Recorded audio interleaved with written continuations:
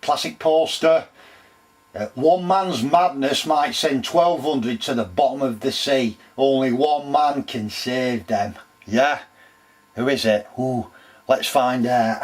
Yeah.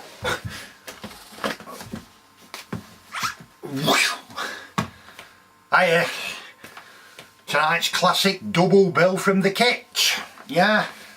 As we can see, well, as you probably can't see actually, Juggernaut. Yeah.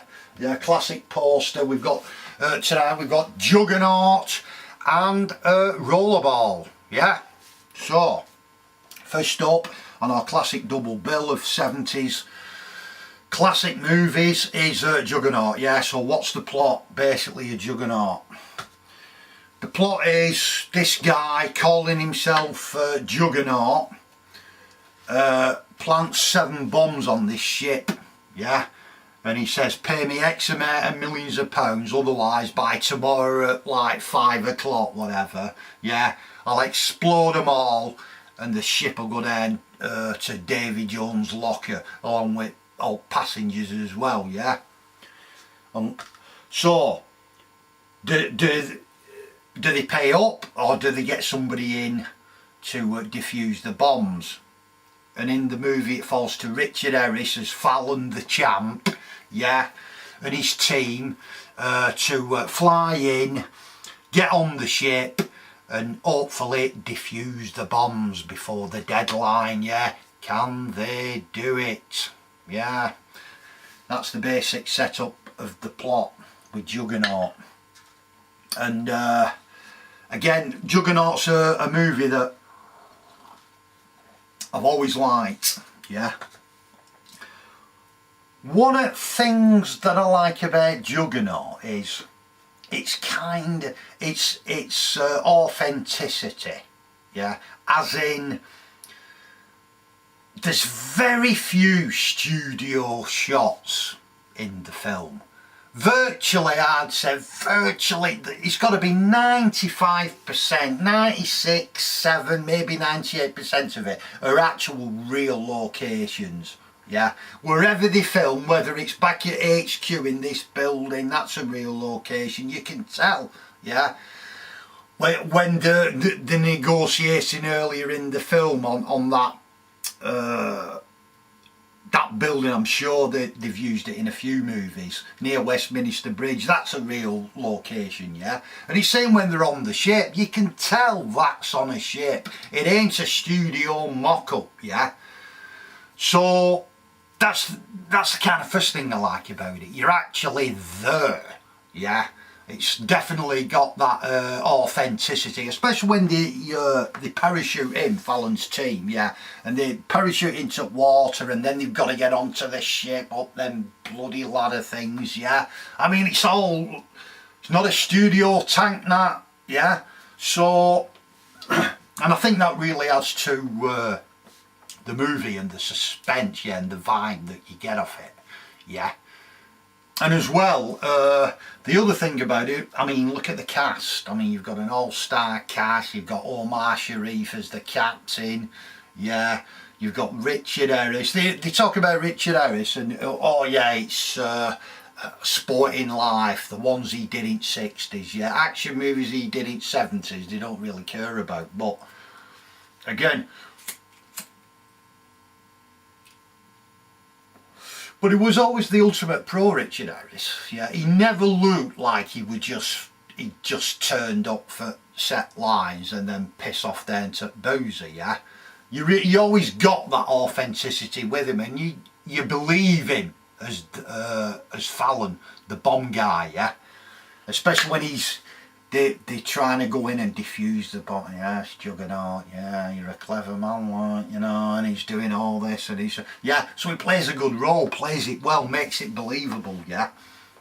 Look who he's got on his team as well. He's got David Ebbings, and he's even got Marty Hopkirk, Kenneth Cope in it. He's on team and all. And even some minor cast, even Blake's in it, Gareth Thomas, yeah, he plays a cameo of this repair guy, I think, yeah. You've got, what's he called, Clifton James in it. Sheriff J. Darby Pep there. In a straight role playing this politician. He has some good lines as well. I have been bitten like, yeah. And of course, I'll just write some things down so I don't bloody forget anything, yeah.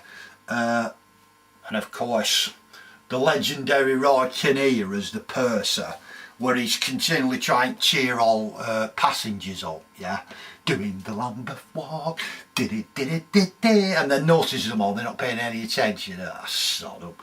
Yeah.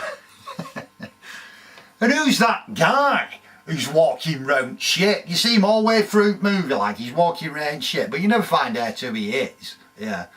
They're all these idiosyncratic Richard Lester touches that he brings to it. And there were always a lot of humour in his movies. Sometimes it were a bit shit like Superman 3. Never liked Superman 3. Overtly jokey, I think. But something like Juggernaut gets it spot on, yeah. There's loads of good... oh, that Roy Kinnear one line, weren't it? Will the sea be cold? And he says, in my opinion, not hot. Yeah. So you get all these different aspects about it. You get the authenticity, good acting, good characters, and of course we get suspense as well, don't we? Because it is quite suspenseful, especially when they get up to, you know, defusing the bombs. Yeah, I'm looking at 6 bolts here. Right, I'm going in the first one. You know, bastard. Yeah. And of course the classic ending. Do you cut the red wire or do you cut the blue wire? Which one is it? Yeah. Ooh. Yeah, classic. So yeah, highly recommended Juggernaut. And in this kind of double bill, the double bill poster, I've got it somewhere but I can't find it again. But I can find my single posters, yeah. But Juggernaut was the support feature, yeah. That were on first, and then you got the main one, Rollerball, after it. And as a support feature, I mean, it's good enough Juggernaut to be the main feature, really, yeah. So, highly recommended Juggernaut, yeah. If you've never seen it, see it. And if you have seen it, see it again, yeah. Right, Juggernaut, 1974 by the way, yeah? Right, so for Rollerball, we're going to have to change the poster on my t-shirt. Back in about 1 second. In the not too distant future, war will no longer exist, but there will be Rollerball. Ooh, bastard. Oh.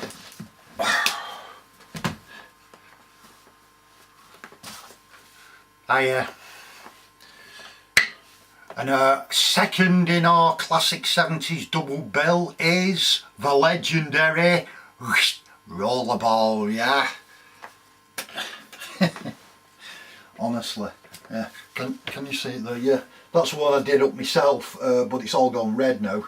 I was using shit inks, but I'll have to print it out again. Anyway, yeah. Probably one of the most iconic designs in movie poster history, yeah.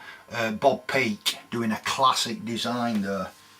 And it was then the poster artwork kind of worked in concert with the film, yeah. Because you associated the image on the poster to the movie. It was like they're integral part of it all, yeah. Unlike today. And Rollerball for me was one of them movies, it's your reaction to it. It's not just the movie itself, it's your experiences with it at the time, yeah. And I remember I were at a mate's house, this were in the 70s this, it must have been about 75, 76, yeah. And World of Sport were on, and they showed a clip of Rollerball on World of Sport. Yeah, because it had something to do with sport and all this, yeah. It may well have been that, it may well have been that featurette that you get on the DVD, yeah. Yeah, where is my DVD anyway? Oh. Fucking hell.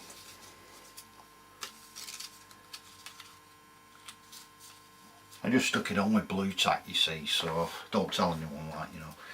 But yeah, there it is. Cheers. I changed cover, I put Japanese poster on, yeah, a classic, iconic, yeah, and all that. Yeah, and I saw making of it on World of Sport, and what it showed, like, they were skating around, kicking each other's heads in, there were fire everywhere, there were bikes were exploding, there were steel balls, it was fucking awesome, and it was like, holy shit, I've got to see this movie.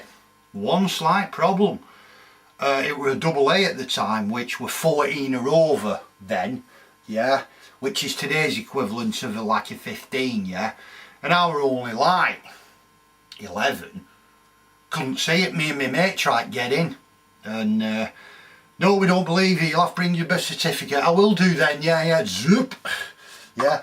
So years went past where I couldn't see it, and all I could do really was stand outside cinema and gaze at Rollerball poster and stills. You've not lived if you've not gazed at Rollerball posters and stills for 2 hours, yeah.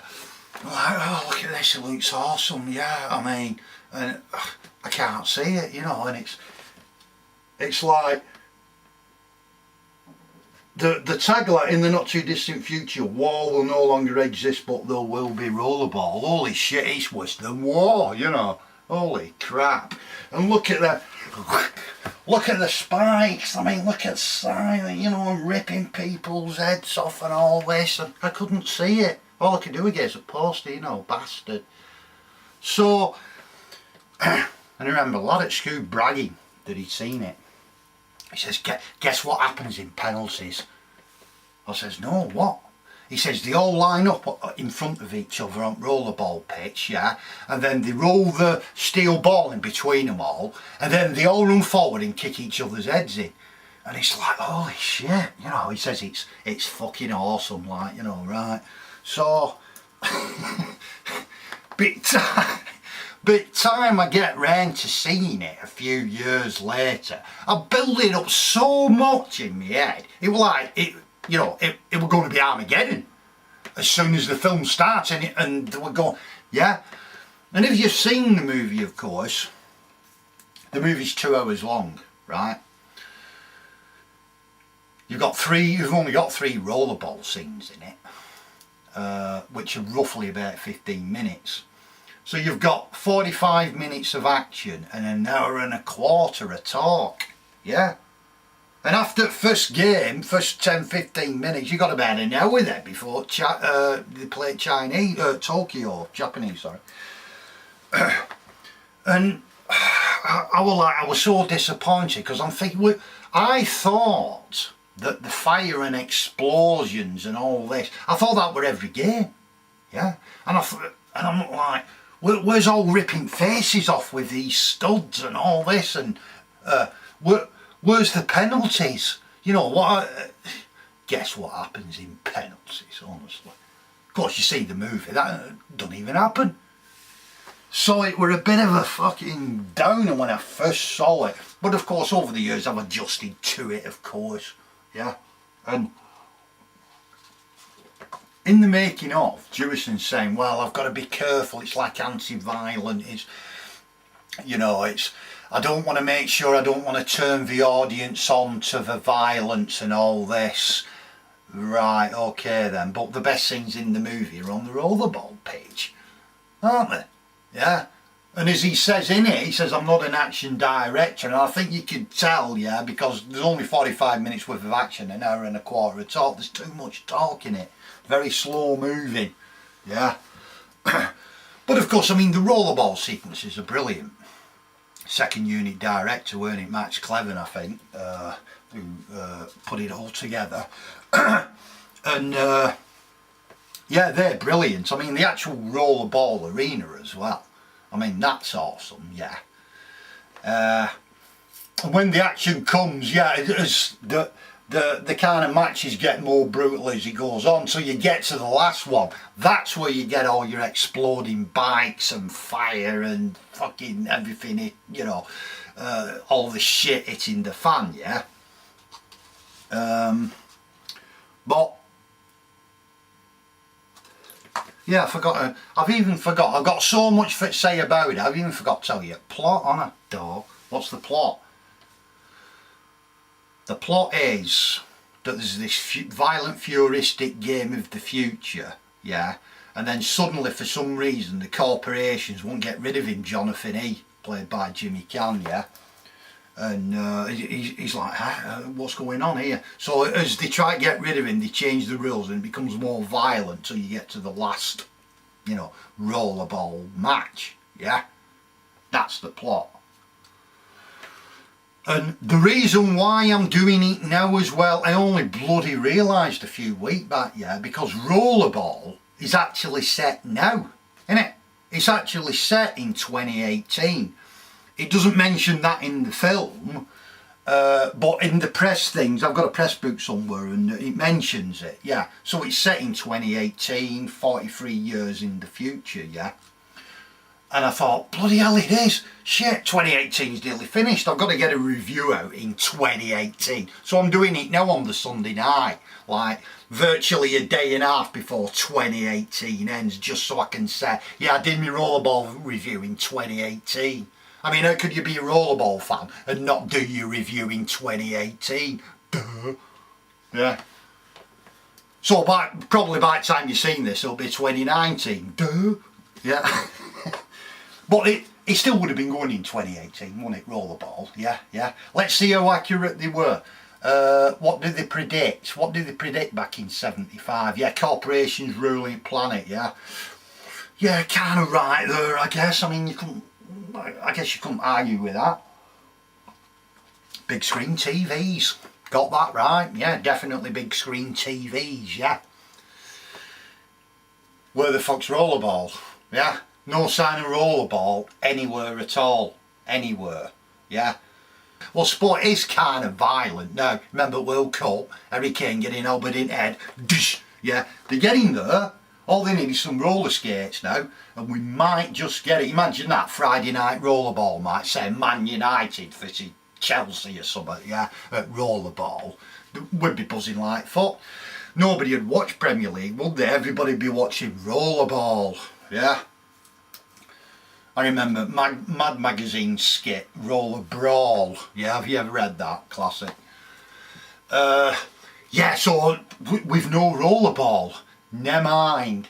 But I think, really, to set it 43 years, 2018, it's too early that. Rollerball really should be set 100 years in future, I think. Yeah. 2075, I think, is better. Really, but anyway, because it's always dodgy trying to predict stuff in the near future, yeah. What else? Yeah, but as it stands now, I mean, I still like the movie, although it is very slow. It's good production, designed by John Box, and costumes by Julie Harris. She died earlier this year, I think, and I remember reading about her. And yeah, the look of it is really good, Rollerball. It's a kind of retro futuristic type look, yeah. But it's well impressive, the visuals, yeah.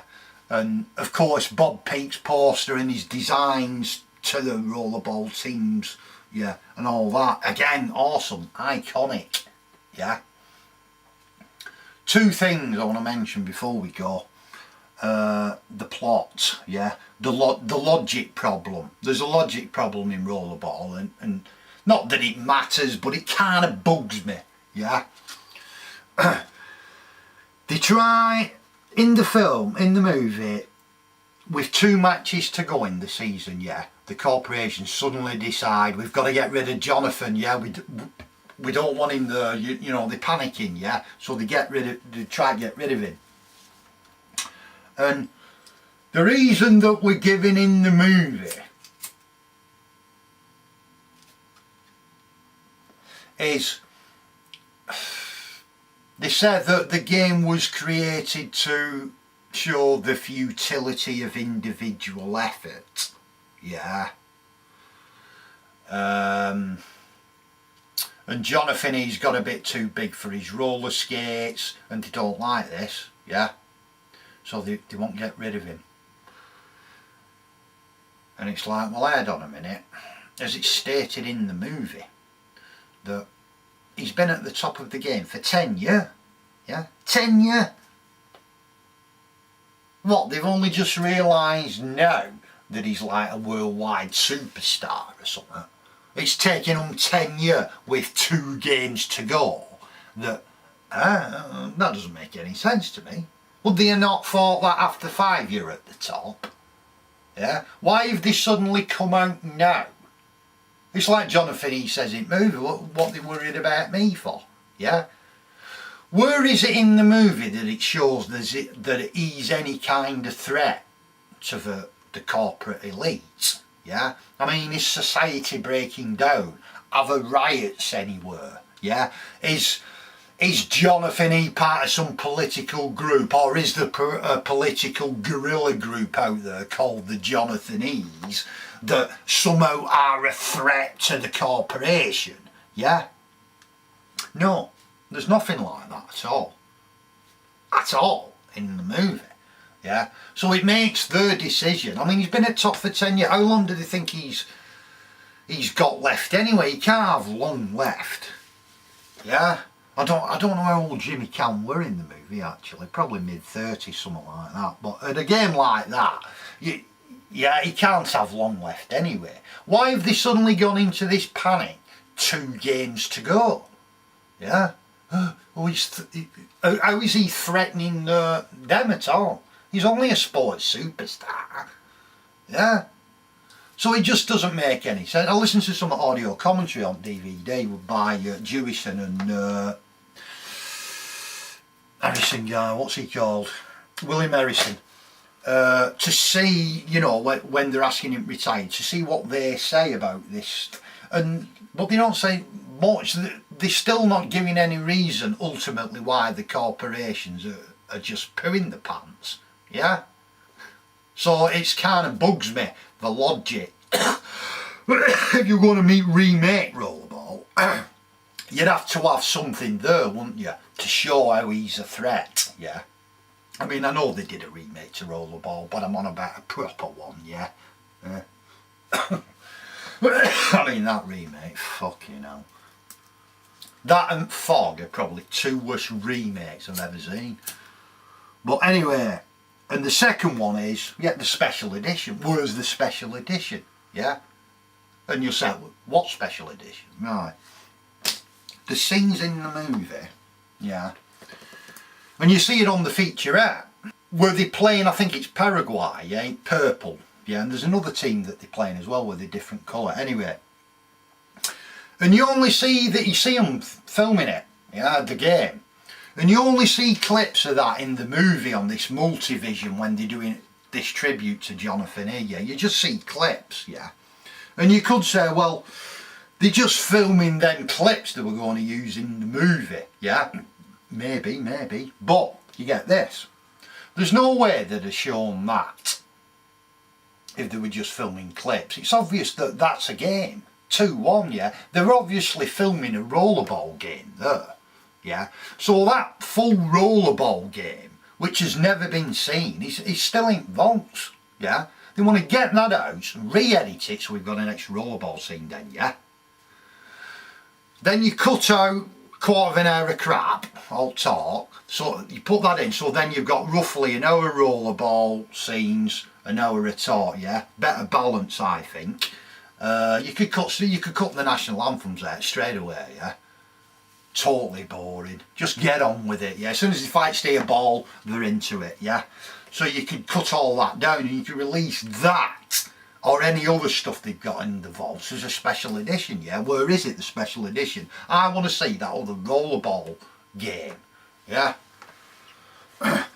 So I think that's it then. So that's my review of Rollerball and Juggernaut, tonight's 70s classic double bill, yeah. And if you've seen Rollerball, if you've not seen it, see it. But if you've seen it, see it again. But if you've not seen it, yeah, don't expect explosions and ripped out faces and penalties where they run it forward and kick each other's heads in, yeah, because that can't have happened. It only gets thingy on the last game, yeah, where you see a bit of vroom, yeah, just guess what happens when there's a penalty, you lying bastard. Anyway, so yeah, and hopefully you'll see the review in 2018, but you only have a day. Cheers. Yeah, so that's it. Hope you enjoyed it, and see you later. Hey, and it's flashing on, battery's running out, so I've just made it. Okay then.